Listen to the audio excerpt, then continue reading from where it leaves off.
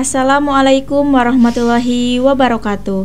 Halo sahabat Opini, kembali lagi bersama saya Alisa Junior Paujan di Opini, obrolan pendidikan Islam masa kini. Di sini saya akan menemani sahabat Opini tentunya dengan memberikan informasi menarik dengan bernuansa Islami. Apa kabar sahabat Opini? Semoga kita selalu diberi kelancaran dan keberkahan di bulan suci Ramadan ini. Baik sahabat Opini, podcast Opini kali ini akan membahas mengenai menjaga iman tetap stabil di bulan Ramadan. Nah, bagaimana sih cara kita menjaga iman kita agar tetap stabil khususnya di bulan Ramadan ini? Nanti kita bahas lebih lanjut bersama narasumber kita yang luar biasa, yaitu Kak Miftah Nurul Ma'arif. Kita sapa terlebih dahulu narasumber kita kali ini. Apa kabar Kak Miftah? Baik. Bagaimana kabarnya? Alhamdulillah. Alhamdulillah. Bagaimana nih Kak, puasanya lancar? Sejauh ini alhamdulillah belum ada trouble. Tapi mudah-mudahan tetap istiqomah. Alhamdulillah. Semoga selalu lancar ya Kak sampai akhir nanti. Amin amin amin. Nah Kak, ngomong-ngomong terkait tema nih Kak, kita ini kan akan membahas tentang bagaimana menjaga iman kita tetap stabil di tengah-tengah segala tantangan dan godaan yang ada. Ramadan ini tidak hanya soal menahan lapar dan dahaga saja ya Kak, tetapi juga tentang memperkuat spiritual, meningkatkan kualitas ibadah, dan tentunya menjaga agar iman kita tetap kokoh. Nah, pertanyaan saya nih Kak, bagaimana cara menjaga keistiqomahan dalam beribadah khususnya selama di bulan Ramadan ini? Bisa jelaskan Kak? Oke. Bagaimana cara menjaga keistiqomahan? Istiqomah itu kan kontinuitas ya. Iya. Artinya kita melaksanakan ibadah terus, tidak ada gangguan, kemudian disiplin seperti itu. Berarti yang pertama kita harus tahu dulu hakikat kita itu siapa dan tujuan kita itu untuk apa. Kita adalah manusia yang mana sesuai dengan firman Allah, wa ma khalaqtul jinna wal insa illa liya'budun. Kata Allah, dan tidaklah aku menciptakan jin dan manusia kecuali untuk beribadah kepadaku. Tugas kita sebagai seorang hamba tidak ada lagi yang lainnya kecuali untuk beribadah kepada Allah. Maka ketika kita sudah tahu tugas kita, kemudian tujuan kita untuk mendapatkan ridho Allah, maka di situ akan menjadi motivasi untuk kita beribadah. Karena begini, kalau kata Laskar Pelangi itu, mimpi adalah kunci. Pertama itu kita harus punya mimpi dulu, agar kita disiplin, agar kita istiqomah. Mimpi kita apa sebagai hamba? Sebagai hamba tentunya bagaimana kemudian kita dicintai oleh pemilik kita. Hamba itu kan budak ya. Pemiliknya siapa? Allah. Seandainya sudah dicintai oleh Allah, sudah kelar, gitu kan. Mimpi kita sebagai hamba bagaimana kemudian Allah cinta kepada kita, Allah ridha kepada kita, dan Allah memasukkan kita ke dalam surganya. Ketika kita sudah tahu tujuan kita, sudah ada mimpinya, di situ timbullah motivasi, gitu kan. Bagaimana nih supaya dicintai Allah? Betul. Kata Allah, kalau kamu ingin dicintai, ibadah. Maka ketika sudah tahu tujuannya apa, di situ insya Allah kita akan istiqomah. Seperti itu. Jadi yang pertama istiqomah dulu.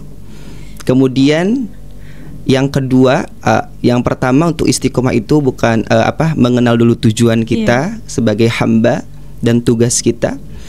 Yang kedua adalah berdoa. Karena usaha tanpa doa sombong. Doa tanpa usaha bohong. Kita kawinkan itu agar tetap istiqomah. Kita udah usaha nih, wah pokoknya motivasinya udah ada, harapannya sudah ada, kemudian tips and triknya sudah ditulis di berbagai tempat, di HP, di kamar. Pokoknya hari ini harus baca Quran. Tapi kalau seandainya Allah kemudian menjadikan kita lalai, gitu kan, kita berusaha dengan diri kita sendiri, ya kita bisa apa?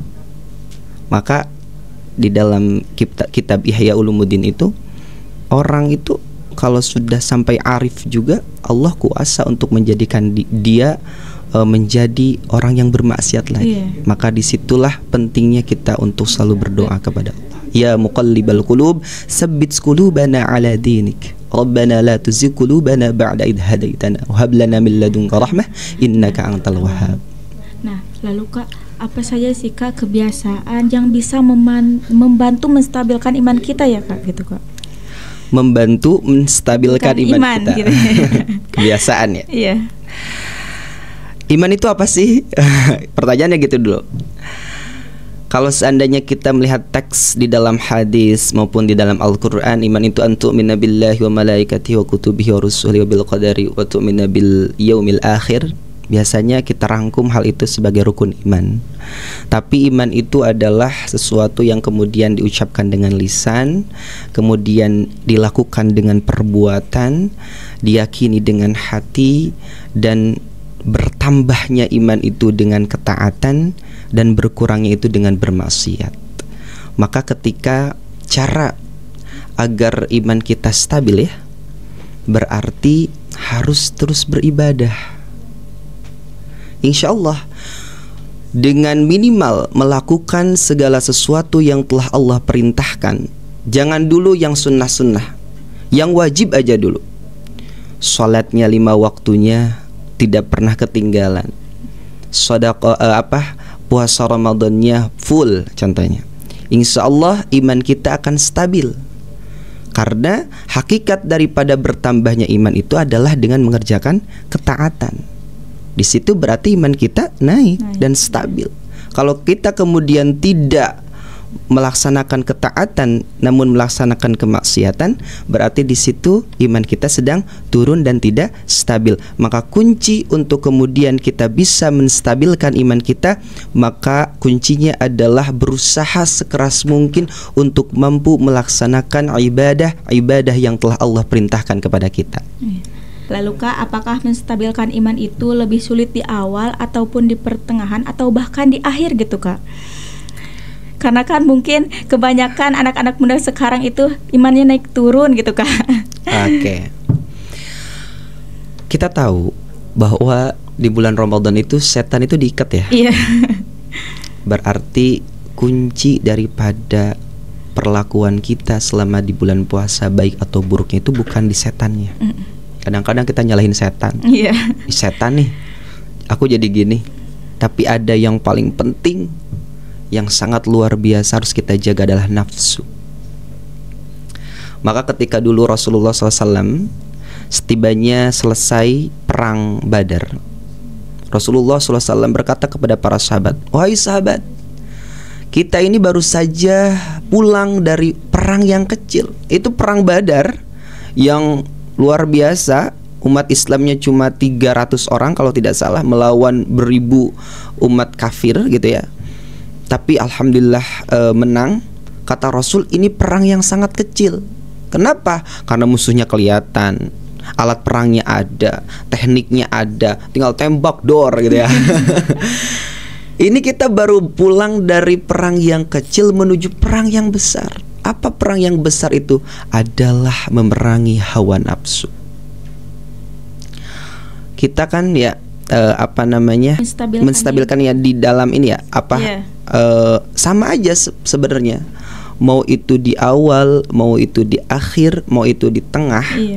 Kalau seandainya nafsu kita sudah ditaklukkan oleh akal kita dan akal kita sudah dipenuhi dengan wahyu atau ilmu, maka itu insya Allah kita akan tetap istiqomah, baik ketika awal Ramadan maupun ketika tengah Ramadan, apalagi akhir Ramadan. Karena setan itu tidak ada sebenarnya.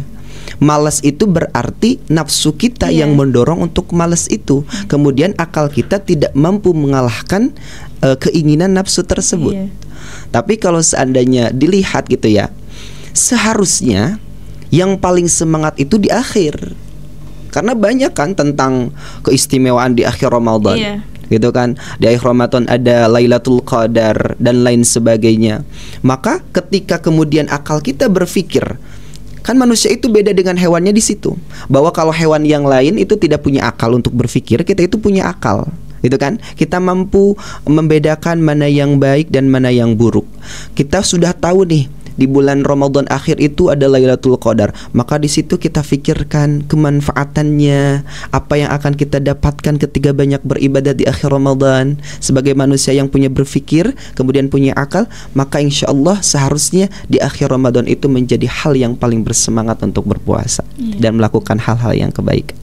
Kalau seandainya ada yang berpikir gini, kayaknya di akhir Ramadan makin menurun nih keimanan kita atau ibadah kita, berarti dia adalah orang yang sudah dikuasai oleh hawa nafsu. Nah kan Kak, di bulan Ramadan ini bulan yang berkah dan orang itu berbondong-bondong ya Kak dalam beribadah. Nah bagaimana nih Kak agar semangat beribadah itu tidak hanya di bulan Ramadan saja Kak, tetapi juga di bulan-bulan selanjutnya itu selalu bersemangat gitu Kak. Oke. Ya ini masuknya sudah ranah habit ya, atau kebiasaan. Terpaksa, biasa, bisa gitu. Dan juga tentang bagaimana kita sudah mengalahkan nafsu kita. Karena sama aja sebenarnya, apalagi di bulan Ramadan ini keadaan sangat tenang gitu kan. Setan gak ada, yang ada kitanya jadi setan. Karena susah banget ya kan menahan itu nafsu sendiri. Iya, orang-orang kan oh ini bulan Ramadan gak ada setan, tapi momen ngabuburit aja dijadiin maksiat. Gitu kan? Itu berarti yang salah siapa? Jangan nyalahin setan, orang setan diikat gitu. Nah, untuk kemudian kita tetap istiqomah beribadah meskipun di luar Ramadan, ini menurut saya itu kaitannya itu dengan bagaimana kita membangun habits dalam kebaikan. Habits itu dibangun ketika kita sedang dalam proses pendidikan. Bagaimana kemudian kita berusaha mengenal Allah, belajar ilmu agama. Nafsu inginnya begini, kemudian kita ngaji bersama para kiai, para ulama di pesantren gitu kan. Diajarkan bagaimana kemudian kebaikan dan keburukan, kemudian di-sharing apa yang diinginkan oleh nafsu gitu kan. Oh ini baik menurut akal kita, oh ini jelek. Kemudian setelah sudah mengerti dan sudah tahu kebaikan dan kejelekan dari amal yang akan kita perbuat dan harus kita perbuat gitu kan, kemudian kita dipaksakan, yang baik kita paksakan untuk kita laksanakan. Kemudian setelah terpaksa, terbiasa dan bisa, maka hal itu akan terus berjalan meskipun di luar daripada bulan suci Ramadan. Dan kembali lagi kita harus terus ingat bahwa kita itu adalah makhluk Allah yang diperintahkan untuk beribadah, dan kita berbeda dengan hewan yang lain. Kalau hewan lain mati jadi bangkai, kita mati ada pertanggungjawaban. Ingatlah terus mati. Insya Allah selama kita terus mengingat kematian, mengingat tugas kita, kita tidak akan pernah lalai. Iya, baik. Nah, ada tipsnya gak Kak untuk menjaga iman tetap stabil gitu, khususnya untuk anak-anak muda nih Kak yang sedang menonton gitu, sahabat-sahabat Opin yang di rumah gitu. Tips untuk menjaga keimanan tetap stabil. Iya. Yang pertama, ngaji. Bagaimana kemudian akal kita bisa mengalahkan ilmu, bisa mengalahkan nafsu kalau seandainya akalnya tidak ada ilmunya. Jadi banyakin ngaji, banyakin belajar ilmu agama. Kata Allah di dalam surah Al-Asr, illal ladzina amanu wa 'amilus shalihat wa tawassaw bil haqqi wa tawassaw bis sabr. Dan orang-orang yang saling berwasiat. Berarti di situ ada tempat di mana kita harus dinasihati. Gitu kan? Karena kita itu kan banyak keinginannya. Jadi harus ada nih pupuk-pupuk nasihat agar kita kemudian mampu menstabilkan nafsu kita gitu kan. Jadi yang pertama kita harus banyakin ngaji, plus perbanyak juga bergabung dengan orang-orang yang baik. Karena energi itu sangat berpengaruh ya. Kalau seandainya kita gabungnya sama yang jelek-jelek, kita kebawa energi negatif. Kemudian kalau kita gabungnya dengan orang-orang yang baik, itu akan membawa juga kita kepada energi positif. Halnya juga dengan kesuksesan. Semakin banyak kita punya networking atau relasi yang bagus gitu kan, kita akan semakin cepat untuk tumbuh. Maka itu pentingnya untuk kita terus belajar dan mampu bergabung atau memilih teman dan pergaulan yang baik. Jadi untuk menjaga iman tetap stabil itu kita harus lebih memperdalam ilmu agama ya Kak. Baik, terima kasih Kak. Itu mungkin dari akhir perbincangan kita. Terima kasih untuk sudah menyempatkan hadir ke podcast kami. Terima kasih juga sudah sharing ilmu bersama kami. Semoga ilmunya bermanfaat bagi kita semua, umumnya bagi sahabat-sahabat opini yang di rumah. Amin ya Allah. Baik sahabat opini, itu akhir dari perbincangan kita. Jangan lupa tonton terus YouTube channel kami Stitno Al-Farabi Pangandaran, dan jangan lupa like, comment, dan share and subscribe channel YouTube kami. Saya Alisa Junior Paujan dan narasumber kita Kak Miftah Nurul Ma'arif pamit undur diri. Wassalamualaikum warahmatullahi wabarakatuh.